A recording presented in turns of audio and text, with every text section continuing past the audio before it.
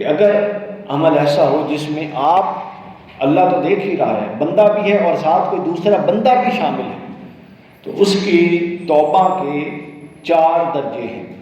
یعنی 4 کام ہوں گے تو وہ توبہ قبول ہوگی، جس طرح پچھلے کے 3 کام ہوں گے تو توبہ قبول ہونے کا بتایا ہے۔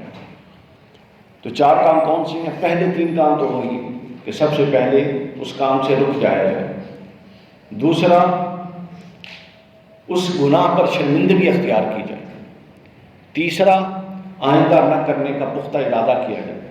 اور چوتھا انہوں نے فرمایا وَإِنْ جَبْرَأَ مِنْ حَقِّ صَاحِبِهَا، پھر جو شخص اس گناہ میں انوالو تھا آپ کے ذریعے، اس کے جو حق آپ نے پامال کیا، قضا کیا، اس کو وہ حق لوٹایا جائے۔ فَإِنْ كَانَتْ مَالًا اور نَحْبَهُ، اگر اس کا مال غصب کیا، مالی نوعیت کا گناہ تھا تو وہ اس کو واپس کیا جائے، رد ہوئی گئی۔ وَإِنْ كَانَ حَدَّ قَذْفٍ وَنَحْبَهُ، اگر اس پر کوئی الزام لگایا تھا